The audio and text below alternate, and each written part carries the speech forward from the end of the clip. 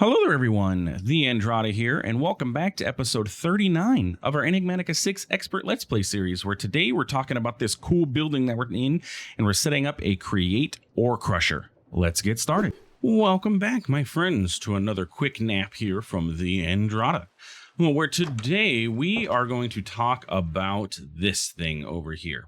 Okay, so if you did not know, there is a nifty little mod from Direwolf20 called the Copy and Paste Gadget. Okay, and the Copy and Paste Gadget is a fantastic little tool that allows you to copy and paste structures. So for example, if I wanted to copy my house, I could, start off at this corner and then move over to the next corner and copy it, and then I could go paste it somewhere else. And because of that tool, it has the ability for you to get this thing called a template manager, and you can actually copy your designs to your clipboard in a JSON file and then share them with the internet at large if you so decided. And so what I decided to do, because here was my idea, right? I'm going around, I'm working on trying to get everything set up in our wizard tower here, and I'm like, I just don't like the look of Create up here. There's too much going on with Create, too many blocks and everything, too much chaos. It doesn't look very great, and I didn't like it in the theme of our wizard tower. Our wizard tower is supposed to be like clean and everything, and like we can get thermal machines up here, and we can have mechanism because those cables can be hidden or put underneath. But Create is much more difficult. I love the mod, but it's kind of messy looking, and so I was like, okay, I don't like it. I want to build a structure to house Create really. And so I was like, well, you know what? We can make a copy paste gadget. The recipe is fairly simple. Like if we look at copy paste gadget here, it was just a couple ender pearls and a flux capacitor. So I went ahead and made the copy paste gadget. I made the building gadget because it's fairly similar recipe. Basically all of the gadgets, it just required different types of gears. I even had the destruction gadget. Just different kinds of gears and everything. So I went ahead and made all those, so we have them all available to us now. As you can see, I was using the destruction gadget fairly heavily in order to clear out some terrain and do a little bit of terraforming because it makes that easy. But with that being done, we were able to set up the copy paste gadget, and I found a large stone factory building by Howister84, which if you don't know, Howister84 on the Reddit, the subreddit 9x9, he or she posts a lot of structures for people to use in their playthroughs. He even has one for Enigmatica 6 Expert specifically, which is a massive structure that you could build out. A lot of times, a lot of people will cheat in the main building, the structure, and then from there, they will do all of their building inside of there, yada, yada, yada, bada bing, bada boom.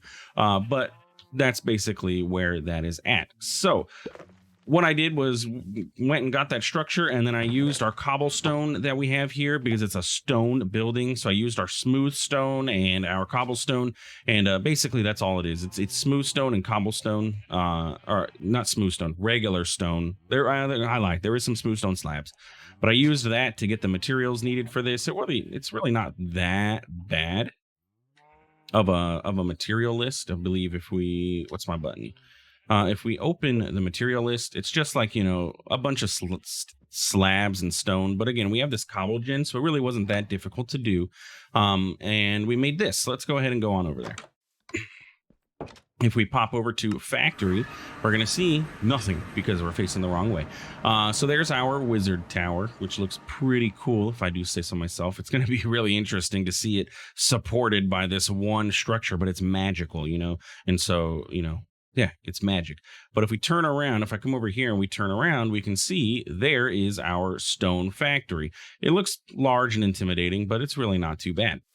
So if we go on inside of here, it's basically just 3 floors of this, right?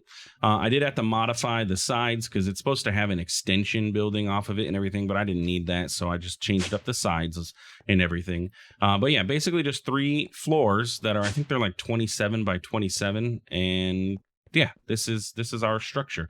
We even have a roof that we can build off of too.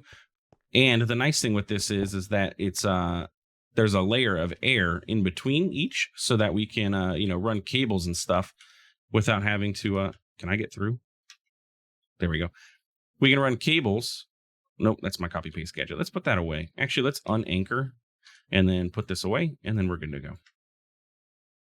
And clean that up. So with that being done, I've been working on moving our create stuff over. For the most part, we're good to go. And we're going to talk about this stuff in a second.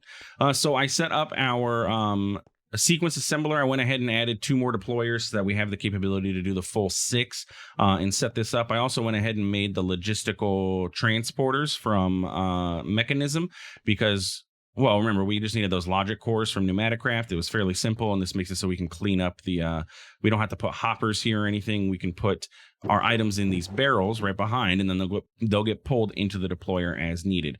So we have this going, and I have a rotation speed controller set to fast as possible so that this thing is a beast. So it spins quick, does its thing. I did have casings above the deployers here, and I had the levers facing that side. However, my weighted ejector couldn't launch the items over. It kept hitting the casings and then falling back and then getting stuck in a loop. So unfortunately, we do have to have the levers up top here, but that's okay. We have our mechanical crafters set up. No rotational speed controller for this, but we have this here.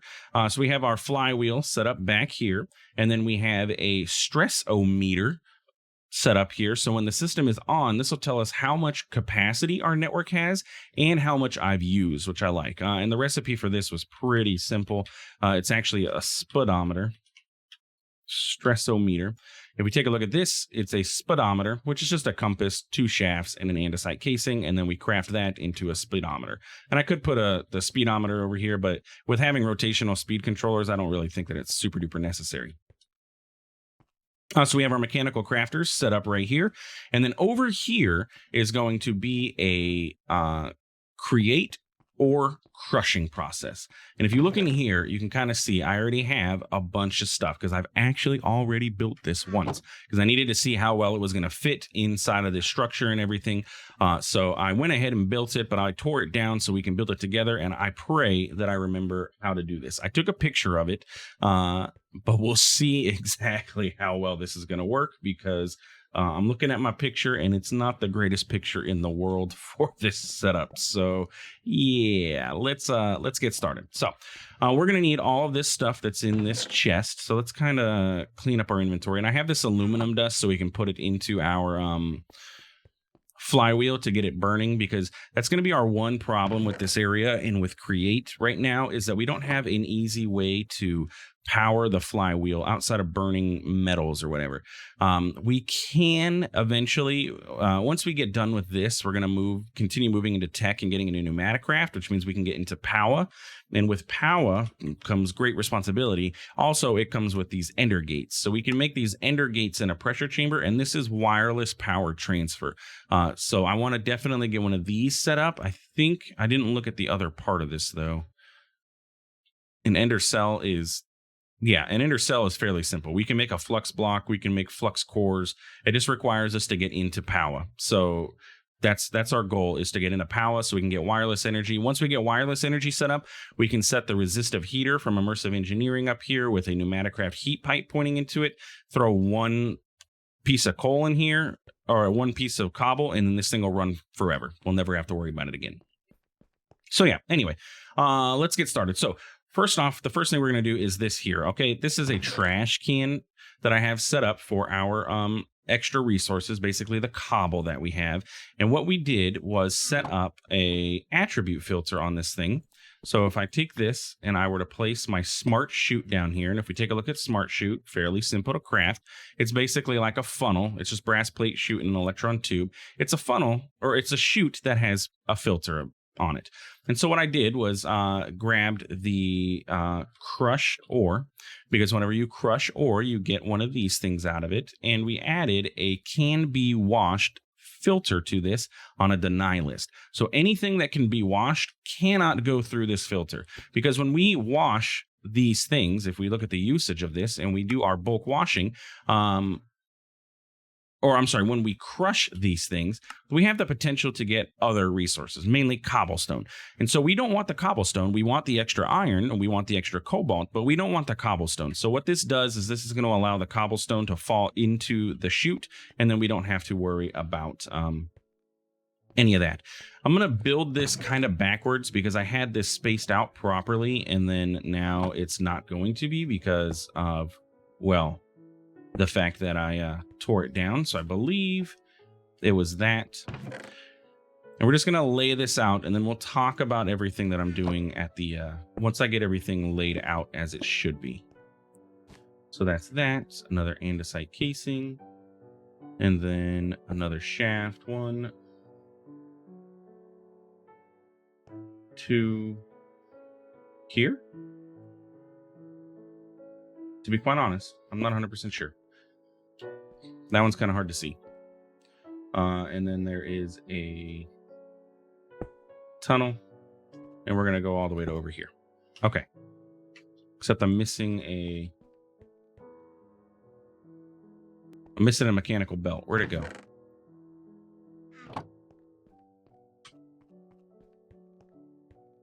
Maybe that one actually goes all the way, and that one just sits there. How's that look? You guys don't know. I think it looks good. You guys don't know how it looks, but I think we're okay here. Maybe. We'll find out. We'll see how this works. Because that's going to be that block. That's going to be that. Okay. All right. Let's get this set up. Okay. So what we're going to do is go ahead and grab our stuff. So let's go ahead and clean up inventory just a bit. And we're going to grab gearboxes. We have vertical gearboxes, fence. We have speed controllers. Mechanical press will be at the end, and so will the basin. We have tunnels, and we have a chest. Crushing wheels, fan. I have the room. We can grab everything. Okay. So what we want to do is go ahead and get our crushing wheels set up. That's our first items that we want to do, because that's going to determine where everything else is going to sit on our network. So what I want to do is go ahead and set the crushing wheels up probably right here. I believe that's where I had them before. And if we go ahead and actually set the crushing wheels up like so, we can set them up so that they lay sideways. So anything that comes on this belt will run through the crushing wheels and get dumped into wherever it needs to end up going. And where we want it to go is going to be determined by a bunch of funnels that we're going to have set up. So if we take a brass tunnel. So we take a brass tunnel and we set this up here. It's going to sit here, and it's going to allow us to filter out what we want to come out of this system here.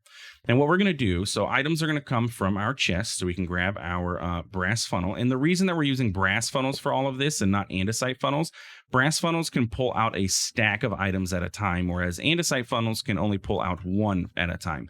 And so we want to set up brass funnels so it can pull a whole stack of chunks and get it crushing, because we're going to have a lot of stuff to crush, right? So we're going to have it come out of there, and it's going to go down the chain, come over here, and then it's going to get washed right here. Okay, this spot is where we want the washing to take place. So what I'm going to do is set up an andesite casing here, and then we're going to set up a piece of glass here so we can kind of see what's happening. Bam. And then on this side is where we're going to want the washing to take place. So we're going to set up a andesite casing here with a encased fan. Just making sure I'm doing this right. Yeah. Encased fan. And then another andesite casing. Why these aren't stacked, I'm not sure. Water is going to sit here. It's going to flow across. We're going to put a fence here so that the water can't continue on. And yeah, there we go. And then we can do this and this to block the water off. Okay. And then we just need to get this rotated. Oh, by the way, I lost my pickaxe somewhere. Don't know what happened. It literally disappeared. So I made a Paxel. That way we have an all-in-one tool. The Paxel is a super simple recipe, by the way. It's just diamond axe, diamond pickaxe, diamond shovel. Yeah, I lost it. I need to get this enchanted with efficiency because it's a little bit slow, but it'll work for now. Okay, so we have our fan set up. So we just want to get our water put into place. And then that's going to allow the fan to blow across the water and wash everything. And then what we want to do is set up a filter on this thing to say, okay, here we go. Items are going to come in here. They're going to get crushed. Normally what would happen is we would let this set up. The crushed ore is just going to continue through this funnel because this funnel isn't filtered or anything. It's literally just sitting here for funsies. What we want to do is hold items here so that they get washed and then are allowed to pass through the tunnel, the items that get created. And so what we're going to do is set up a filter. And what I did was set up a filter of nuggets. If we go take a look at nuggets, we have the tag is forge nuggets, and that's what we want. We want an allow list of forge nuggets because once it gets washed, it turns into nuggets.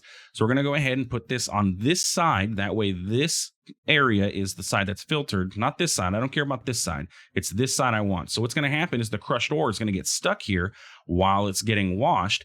Once it turns into a nugget, it'll allow it to pass through and come over here to this block, which is going to be a chest and a funnel. So everything's going to come into this chest, right? Just boop, straight into the chest. And then what we're going to do is set up another funnel on the other side. So basically this chest is going to hold all of our nuggets. And what we want to do is go ahead and set this to only allow 9 of an item out. Okay, so it's set to a filter of 9. And why 9? Well, 9 nuggets equals an ingot. And so we want to go ahead and only allow 9 of them to come out. And then we can set a basin up here with a funnel. Not that. I need to empty hand this now. Bam. And bam. And a basin set up with a mechanical press on top of it. So if we jump, shift, click, that'll put that in the correct position. So what's going to happen is we're going to have 9 nuggets come out of here. They're going to flow into the basin at a time. And the basin has its own internal inventory. So once it gets full, items will sit here and that's fine. But 9 nuggets will come out. The basin will compact it and then it'll allow items to come out. But we want to filter what items are allowed to come out of here by saying we only want ingots. We want forge ingots to be able to come out. So it'll compact, no nuggets will come out, forge ingots will come out, and then lastly, they will end up in our gold chest to finish our process. And that is our setup for this, okay? And then, like I said, we have our smart chute underneath here, and since the chute is sitting below a belt, the cobblestone will be able to pass through the belt. I know it seems like it's going to look weird because it's passing through the physical belt, but don't worry, it works. It'll pass through the belt and then we're good to go there. Yeah, so now all we have to do is get power to all these things, which is going to be interesting because I got to remember, how did we set up the power for this? I believe I had these facing this way. Yes. Facing this way. And then we had 2 rotational speed controllers sitting in next to them. Bam. And then we have these cranked up to as high as they can go, though we may have to adjust them later because we're going to end up blocking these. One of these needs to be negative, and I can't remember which one it's going to end up being. So we have 2 rotational speed controllers that are going to sit here, and they're going to have their gears set up inside of them. And it's okay that it overlaps there. So that's not looking correct. Let's do this one step at a time, right? Okay. So we have the wheels. First off, we have power coming in through here. We're going to have it routed behind. I have a gearbox here and a rotational speed controller that is set up to pass power this way. And it's going to pass power to all of these machines, not our crushing wheels, right? So this is going to actually take the power and it's going to push it through and then down that way. The power that's going to come in for the crushing wheels comes off of this line here. So we had a gearbox sitting here. Both of these setups were mirrored, so that's the problem with having set this up already, is that now I got to remember how to do this. Okay. So you're going to go there. We can get power. Huh. How did I do this? Let me think about this because I gotta remember how to get this. The power needs to, so essentially what needs to happen, we're going to have rotation speed controllers are going to sit here. And maybe I did have these facing the other way. That way it looks a little neater. So vertical gearbox, and then we can have a rotation speed controller sit here, and then vertical gearbox with a rotation speed controller sitting here. No, because there's no easy way to get power into that. I had it all built, but I wanted to show you guys how to do this. Not blaming you, but I am. Just kidding. Yeah, so it had to have been like that. All right, let me think this through. Give me a moment. Okay, there we go. I think I got it. So, dual vertical gearboxes, one coming off of this gear, one coming down to here, which goes into here, which goes over to here, and then power is pushed through into the belts here, which goes over to this side, goes here, vertical gearbox into those. So those are set. Now one of these is set to negative, one of them set to positive. We may have to see if we need to change that later. And that's tapping off of this line, pre-rotational controller for our belts and all of our other stuff here. So yeah. Okay, so then the rotation speed controller gets power again through another vertical gearbox setup. And then power is going to come out of that over to here, which I don't know why this vertical gearbox exists. This could just be a shaft, though it probably existed for rotation directionality. But let's see what this looks like. If we turn this on, what happens? We should get things spinning. Yes, okay. So you're spinning all in the right direction. Everything's moving. And those are spinning in the right direction. You can see the particle effects. Don't zoom in that far. But the particle effects are happening, so that means that this is spinning in the right direction. And look at this. These are using 2,048 stress per thing. And if we go take a look at our stressometer, we can see we're using about 12,000 stress on our network currently. So that's good. Belts are flowing the correct direction. Everything's moving as it should until we get over to here. So we need to go ahead and expand this. First off, we need to get power to our encased fan. So we're going to do so with gearboxes, of course. That's the best way to get everything done. So we're going to do a gearbox and a gearbox. And then we can run shafts all the way down here. Bam. Now that's going to be powered up. And then there was power to all of the belts up to this point. So we need to get power to these belts, which again is a gearbox. We may have to double up some of these gearboxes. That's possible, but we'll figure it out. So we're going to get a gearbox and then another gearbox. And then we're going to have to get power up to here, which again is vertical gearboxes. And then, the whole shebang, but we'll get to it. I feel like this is not as efficient as it was before when I had this set up. You know why? Okay, that's why. Let's get rid of this. I had the power flow. That's why that gearbox was here. I had power here going into here, which went over here, and then this was a gearbox. Or actually, this was probably a shaft, to be honest. An encased shaft.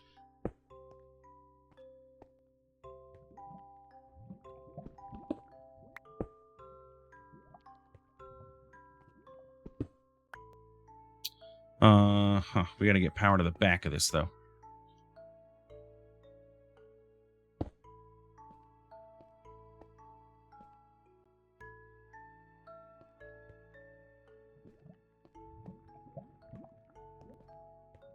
Yeah, something like this, I guess. Now, that doesn't look the greatest now, does it? This might get a little bit of a redesign. Then a gearbox there, and that'll allow power to get into there, and then come out here, and then that way we don't have to have, these sitting so far out. Yeah, that's what it was. Okay. All right, let's go ahead and kick this on. I want to validate that fan is going to work and spin the right direction. So let's put another piece of aluminum in there. And what's happening? We double hooked something up somewhere. I think it's this block here that did it.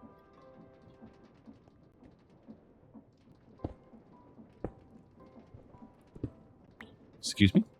Excuse me? Can you connect, please? Thank you. Okay, so that gets that moving.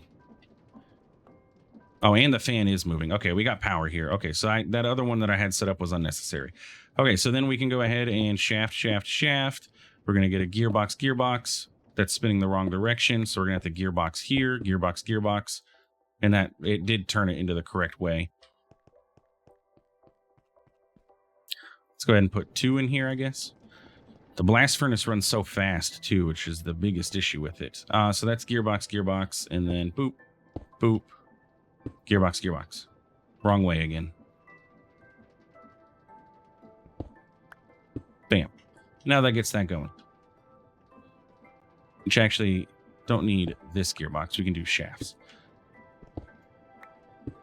Which actually means we don't need this gearbox. We just need the one. Yeah, look at that. Bam. Conserving on gearboxes. I'm like, I know we had enough to get this thing powered, so why are we short? We're also short some shafts too. So let's go ahead and go home, grab some shafts, and then we're just about done. And what we can do is grab some chunks and process them, and you guys can see exactly what this looks like. This thing is full. Iron chunks. Okay, so let's go ahead and finalize this one more time. So we got shafts. Let's get the shaft going here. Bam. And actually, you know what? That's going to have to be a gearbox because we need to get power over to here, and we're going to need vertical gearboxes, 2 of them. One is going to sit here. One is going to sit here, and then we're going to have a shaft in between. Bam, bam. So this might need to be 1 more gearbox in order to get the power to go correctly into that. Aluminum dust go? Nope, we're good. Okay. So then this should be a fully complete structure here. Like, we should have no issues. What we want to do is go ahead and speed up. Now that I think about it, actually, the power is wrong. Because we don't have this going to anywhere. Which this is the sped up power. So this really should go like so, and then do.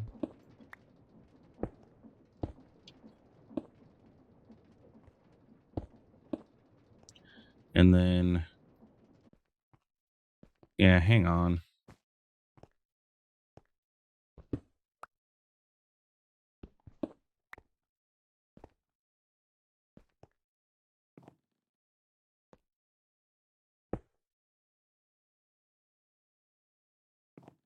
I want these wheels to be independent of the belt. Now, how did I do that before? That's my question.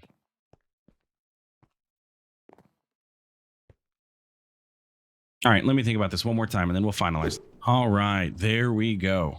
Setup is done. Okay, so let's go ahead and demonstrate this. I'm going to go ahead and throw a little bit of iron dust, and by a little bit, I mean just a whole stack. So what we have is we have this set up here, and we can go ahead and block these off with andesite casings and make it look nice so we don't see the shafts, you know. We can do this, and then it looks nicer. We can fill in the gaps. But anyway, so what's going to happen, we're going to go ahead and we're going to actually just run through this. Let's go ahead and throw some iron chunks in here. They're going to come out. They already came out. They're really quick. Oh, my fan isn't working. I didn't get power back to the fan here. Shoot. I need another gearbox, don't I?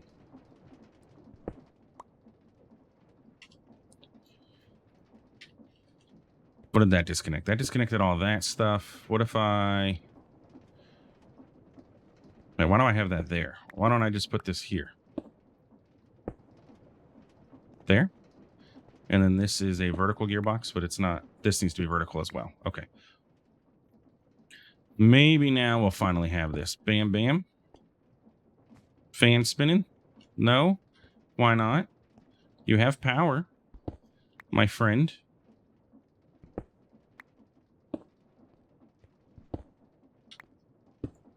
There we go. Now the fan should be spinning. Yes. And then we just need to get power back over to here.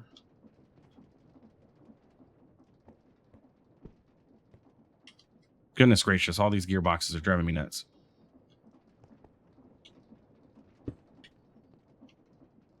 And a shaft. And look, there we go. Except now we're spinning backwards again. Great. Shaft.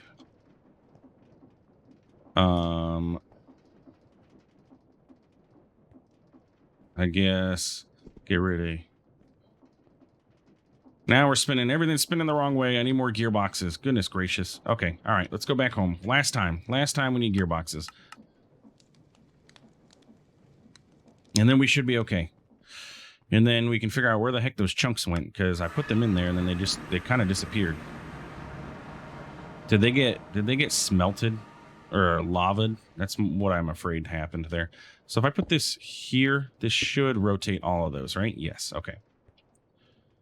Okay, cool. Now everything's going and the fan is doing its thing. We're good to go. My lava thing, my buddy here, are you doing what? What happened to you? Are you guys spinning the correct direction? I need to slow them down. Nope, don't get myself in there. Jeez Louise, that could have been a disaster. And then... Come on, go to number... Do the thing. Scrolly, scrolly. Ah, okay, so you were the negative one. Okay. Yeah, they are not spinning correctly. It's very hard to tell because this is blocked off. I can't see into it.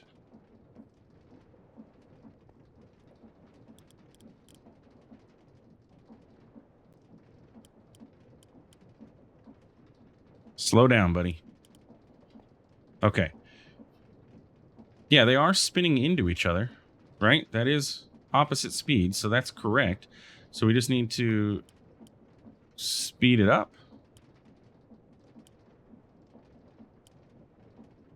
Okay, so we don't want to go that way. We want to go this way with that one. Okay, so that's going to speed it up that way. And then this one... This is the one that needs to be negative. Okay, I think I had those backwards. There we go. Okay. All right, and what happened was, since it was, this has a filter of can be washed, the chunks went into the lava. So let's go back home. Last time, we're going to grab another set of chunks. Lead chunks is fine. Should be able to go over to the factory, drop this off into this chest, and then we should end up getting this whole thing processed. Let's see if we set this up properly for the second time here. Okay, so those are going to come out. They're getting crushed. Look, you can see lead is crushing. They're going to come over here. They're going to get washed. Now, the washing is going to be the slowest portion of this whole thing. I know that there's a way that we can get the washing to speed up if we add more washers to this. However, I tried that and we ran out of power. No, we ran out of coal. Goodness gracious, can everything just work so we can get a demonstration going without having any issues? We really need to get power over there, which means we're probably not gonna use this setup until that happens, to be honest with you. Just because it's gonna be kind of a pain. Coal, go. Okay. But anyway, we can set up other washers. I tried to set another one up on this side, but the fence doesn't get waterlogged, or the fence waterlogs, and then we have water here, which will not work. So if anybody knows how we can get a water source block here and here without this getting converted to a source block, let me know. But basically, look, there we go. It already is doing the thing. We got a bunch of lead nuggets. It's going through, it's processing, turning those into ingots, and there we go. That's our setup. It's not compact, but it's fairly good. And so then we put a stack. We put a stack of lead in there, correct? So let's see what we end up getting out of this at the end once this is all said and done processed. Because we got a lot of ingots. We ran out of power again.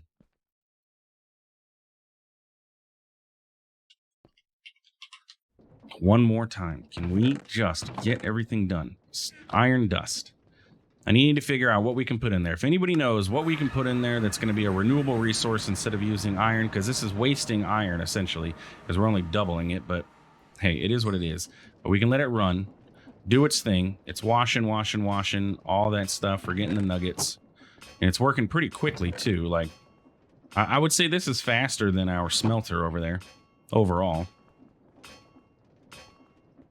Yeah, we'll come back. Let me let this finish, and then we'll see what we end up with. Do we triple? Do we double? Do we quadruple? What? Okay, it is done. So over here, we are left with one singular lead nugget. And remember, we're set to only 9 can come out. So then it means this should be empty, which it is, because it processes 9 at a time. Everything comes out, and there we go. So we ended up with 64, 50, and 13. So that's a little less than doubling. But we did get some silver out of it. But it ended up being less than doubling. Is this worth it? Yeah, I guess we just didn't get good RNG there. We didn't get lucky with our process. But it can ultimately end up being upwards of almost 4xing everything. But anyway, that's our process. That's our setup there. That's our create ore crusher. It's been requested a couple times in the comments, so here we go for all of you who wanted one set up. It is done, and we'll probably use it going forward. So anyway, if you enjoyed, please feel free to like, comment, subscribe. I do appreciate it, and it really does help out the channel. Thanks for stopping by. Thanks for watching. We'll see you in the next one. Have a good one.